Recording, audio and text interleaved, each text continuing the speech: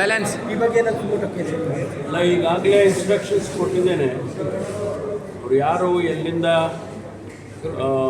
ಆ threat calls ಮಾಡಿದ್ದಾರೆ ಅಥವಾ ಟ್ವೀಟ್ ಮಾಡಿದ್ದಾರೆ ಅದನ್ನೆಲ್ಲ ವೆರಿಫೈ ಮಾಡಿ ಅವ್ರ ಮೇಲೆ ಕೇಸ್ ಮಾಡೋದಕ್ಕೆ ಈಗಾಗಲೇ ಇನ್ಸ್ಟ್ರಕ್ಷನ್ಸ್ ಕೊಟ್ಟಿದ್ದಾರೆ.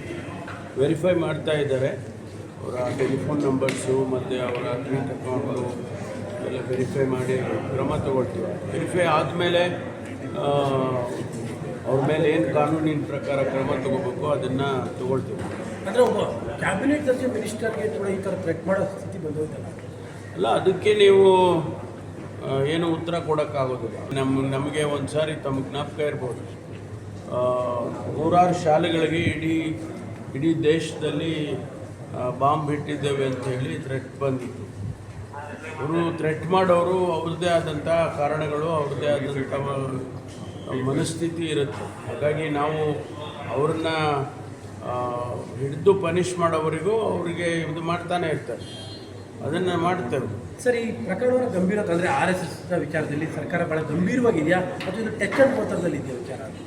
ನಾವು ಅದನ್ನು ಚರ್ಚೆ ಮಾಡ್ತೇವೆ. ಮುಖ್ಯಮಂತ್ರಿಗಳಿಗೆ ಪತ್ರ ಬರೆದಿದ್ದಾರೆ ಪ್ರಿಯಾಂಕ್ ಖರ್ಗೆ ಅವರು, ಅದು ಅವರ ಅಭಿಪ್ರಾಯವನ್ನು ಎಕ್ಸ್ಪ್ರೆಸ್ ಮಾಡಿದ್ದಾರೆ. ಅದನ್ನು ಸರ್ಕಾರ ತೀರ್ಮಾನ ತಗೊಳ್ಳೋ ತನಕ ಅದ್ರ ಬಗ್ಗೆ ನಾವೇನು ಹೇಳೋಕ್ಕಾಗೋದಿಲ್ಲ.